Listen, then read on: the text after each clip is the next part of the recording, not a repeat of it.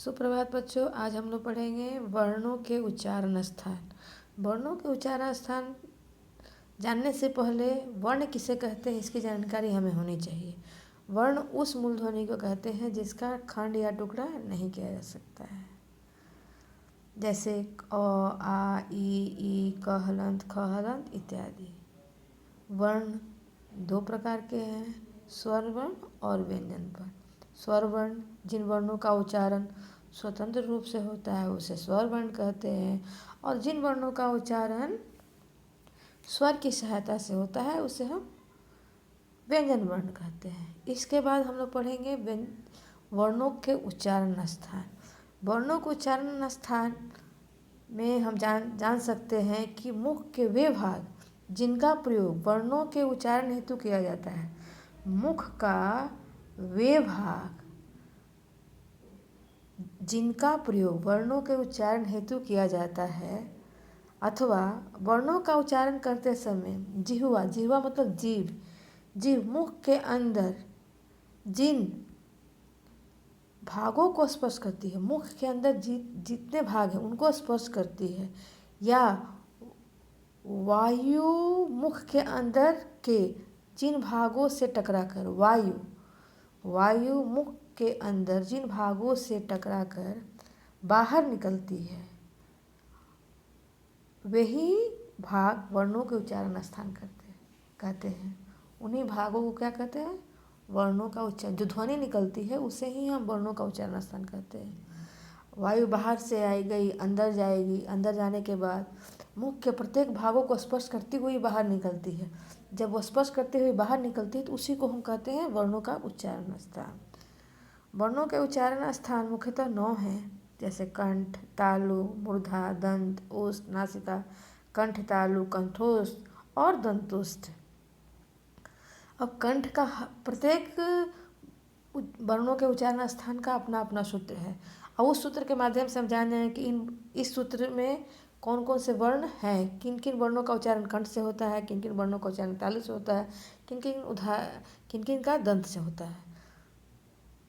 तो यहाँ पर पहला है कंठ। अकुह विसर्जनीय नाम कंठ। अकुह विसर्जनीय नाम कंठ। देखिए, अ है, अ मतलब अ, कु मतलब कवर्ग, ह मतलब ह, और विसर्जनीय नाम मतलब विसर्ग, मतलब अ आ कवर्ग ह और विसर्ग का उच्चारण स्थान कंठ है। इससे कंठ से बोले जाने के कारण ही इसे क्या बोलते हैं? कंठ। कंठ से बोले जाने के कारण इसे क्या कहते हैं? हम कंठ कहते हैं। उसी प्रकार है तालु। ई चुसा नाम तालु। जैसा कि देख रहे हैं कि ई मतलब छोटी ई, बड़ी ई। चू मतलब चवर्ग, च छ ज य और तलावी स। इन वर्णों का उच्चारण स्थल कहाँ होता है? तालु से। और तालु से बोले जाने वाले के कारण इन्हें क्या कहते हैं? तालव्य। तालु के बोले जाने के कारण इसे हम तालव्य कहते हैं। मूर्धा। री टूर्सा नाम मूर्धा। री टूर्सा नाम मूर्धा। री टूर्सा नाम मूर्धा में क्या है? री है, ट है, र है, मूर्धनी स है। मतलब यह इसमें यह देखेंगे कि सूत्र में सभी वर्णों का मेल बताया गया है। इन वर्णों को देखने से पता चल जाएगा कि इन वर्णों का उच्चारण मूर्धा से होता है। जैसे री तो दोनों री हो गया, बड़ी री छोटी री हो गया, टवर्ग हो गया, फिर क्या है? र है और मूर्धनी स। इन वर्णों का उच्चारण किन से होता है? मूर्धा से होता है। अब मूर्धा से उच्चारित होने के कारण इन्हें क्या कहते हैं? मूर्धन्य कहते हैं। क्या कहते हैं? मूर्धन्य कहते हैं। दंत। री तुलसा नाम दंतः।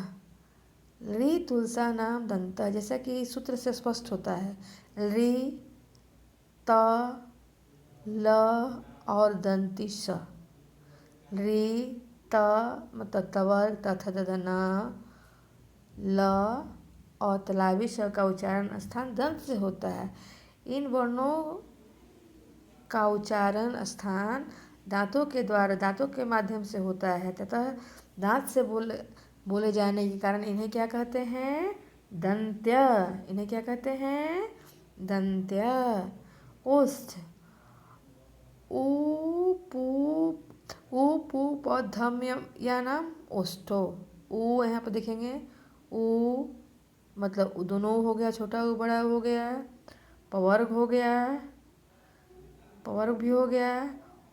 फिर क्या दिया हुआ है उपध्यामानीयानामोष्ठ। तो उपध्यमानीय का भी उच्चारण स्थान क्या है आपका ओष्ठ है। ओष्ठ है तो ओष्ठ से बोले जाने के कारण इसे क्या बोलते हैं हम ओष्ठ। तो क्या इसको उच्चारण हम लोग कैसे करेंगे उपपद्यामानौ ओष्ठौ उपपद्यामानीयानाम ओष्ठौ उपपद्यामानीयानाम ओष्ठौ। ठीक है, इसको उच्चारण करने में थोड़ा सा आपको कठिनाई हो सकती है, लेकिन 2-4 बार करने से हो जाएगा। क्या करेंगे उपपद्यामानीयानाम ओष्ठौ। ठीक है। नासिका, नासिका में प्रत्येक वर्ग का पंचम वर्ण होता है। न्यमंगणानाम नासिका च, न्यमंगणानाम नासिका च, न्यमंगणानाम नासिका च। इसका उच्चारण हम ऐसे कर सकते हैं, य है, म है, अंग है, मूर्धनी न है, फिर न है। इन सही वर्णों का उच्चारण स्थान क्या है नासिका है। वर्ग का प्रत्येक 5वां वर्ण होता है, उसको अनुस्वार भी कहते हैं। इन वर्णों का उच्चारण स्थान क्या है नासिका है। इसे अनुनासिक भी हम कहते हैं। कंठ तालु, कंठ तालु एदैतो कंठतालु, एदैतो कंठतालु, एदैतो कंठतालु। एदैतो मतलब ए का उच्चारण स्थान क्या है कंठतालु है। ए का उच्चारण स्थान क्या है कंठतालु है। ठीक है, क्योंकि ये और इनसे कंठ तालु से जिन वर्णों का हम उच्चारण करते हैं उन्हें कंठ तलव्य कहते हैं। कंठ तालु से जिन वर्णों का हम उच्चारण करते हैं उसे क्या कहते हैं कंठ तलव्य। कंठोस्थ, कंठोस्थ को क्या कहते हैं ओदतौ कंठोस्थम, ओदतौ कंठोस्थम। ओ और ओ का उच्चारण क्या होता है कंठोस्थ। इसमें देखेंगे ओदतौ, ओ मतलब ओ औ, ओ का अर्थ हो गया ओ औ, ओ तथा औ का उच्चारण स्थान कंठोस्थ है। इस और कंठ और ओष्ठ के द्वारा बोले जाने करने से क्या कहते हैं कंठोस्थ्य। क्या बोलते हैं कंठोस्थ्य। दंतोष्ठ, दंतोष्ठ वकारस्य दंतोष्ठम, वकारस्य दंतोष्ठम।